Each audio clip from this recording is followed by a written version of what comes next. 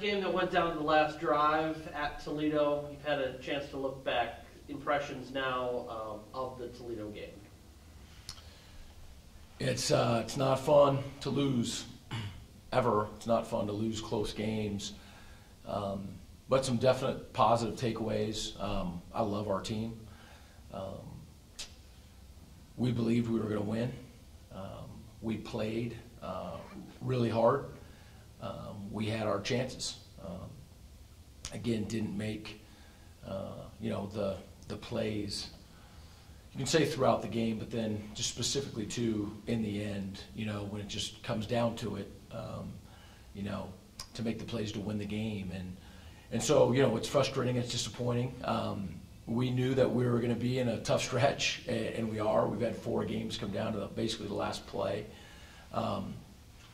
and would have liked to have won more than we have. However, I think our best football is ahead of us, and so what else can you do other than just continue to try to get better and know that our best football is ahead of us. This was a Toledo team that's been an offensive juggernaut really the last few years. You held them well below their usual average of 42 points a game. They were 100-plus yards per game less. Defensively, what were you guys able to do so well? We kept them in front of us. They're a team that runs the ball very effectively and then likes to take shots downfield. And, they had some of those glances and posts and had some big chunks. But we limited them a lot more effectively than most have, and we always kept the ball in front of us. It never went over our head, and that was part of our plan. So really, really proud of our consistent and impressive defensive effort. Not perfect, weren't able to take the ball away. It's such a critical statistic. We try. We put everything we have into that throughout each week. But that's that's one area where we look at it and say we would have liked to have taken the ball away from them. You look at it. You mentioned the turnovers. Is it something Toledo does differently? The last time you went without a turnover was all the way back to last year, also against the Rockets. Okay, yeah, I didn't know that. They're good at taking care of the ball. I mean, it starts with their quarterback. He's a very smart player and knows their system. Tough to get him rattled. So I think it starts with that. But we had a couple chances, no question, but just weren't able to come away with it. And then obviously they took it away from us. We turned it over twice. And I've always said, special teams and turnovers are ultimately going to win and lose football games, and so there's things that we got to continue to get better at. You were able to control the line of scrimmage and get some pressure on Woodside. You sacked him 4 times and had some tackles for loss. Again, the numbers for defense, you're not a team that's blitzing all the time, but you're 12th nationally in sacks. We've got good people and a good scheme, and they're very coachable. Our coaches are doing a great job, and our players are both doing a great job. They're talented. They're playing really hard. They're playing within the system. The preparation throughout the week, is obvious on Saturdays. Vince Calhoun has a career day, 16 tackles. Also had 12 of them in the first half.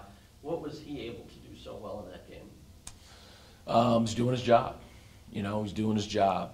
Vince is a guy who started for us as a true freshman, and one of several people in the secondary that had really good starts to their career last year as freshmen that we challenged not to have a sophomore slump, but to be humble and hungry and to be better, even as they were as freshmen. And Vince is a guy who's leading that pack.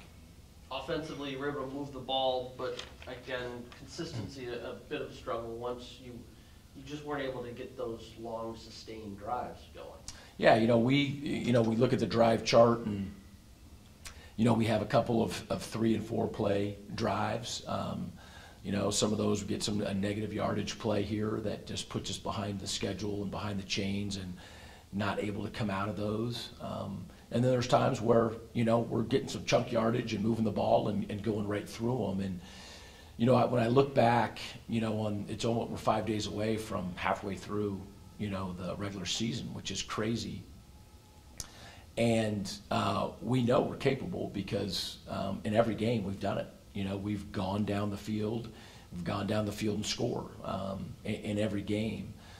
Just trying to find the rhythm and the consistency is something that we haven't captured quite yet, but it's out there for us to get. Internally, is it easier to know that you're this close, or is it more frustrating because you're that close and you still got that little gap to overcome? It's a good kind of frustrating, if there's such a thing, no doubt. I mean, it's incredibly frustrating because, again, we, are right there against really good football teams, and so that's incredibly frustrating. But I'd much rather have a team that believes and is fighting with everything that they have, and unfortunately losing a couple close football games, than a team that's, not playing hard, giving up, and getting beat badly. So we're going to be okay. We're just going to keep at it, always trying to improve, make things better. I think we've got the chance to have a really good football team still.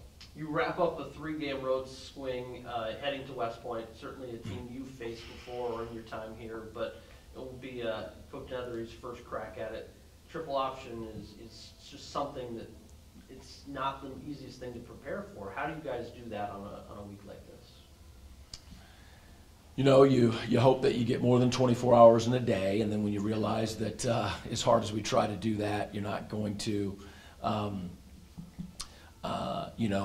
we prepare our routine, will be the same.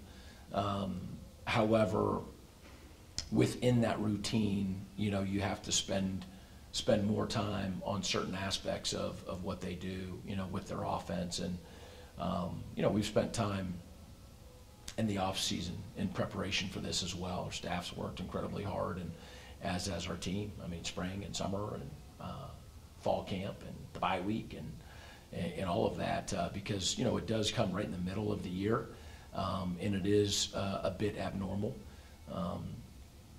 But we like our plan going into it. We like how our defense is playing, and that just doesn't mean sort of the results. It means the discipline that our guys have been playing with, doing their job. And so those things are going to have to transfer into a different offensive scheme, but the same principles of trusting each other and doing their job and playing incredibly hard. Certainly a different Army team than when you played them back in 2015. They're still getting their yards, but defensively they're much stouter than they were, holding Rice just last week to just 12 points. Oh, they're better in every phase. There's actually quite a few of the same faces. In some ways on both teams that are grown up. 2 years later, but I think that they were trying to forge an identity back in the beginning of 2015, as were we.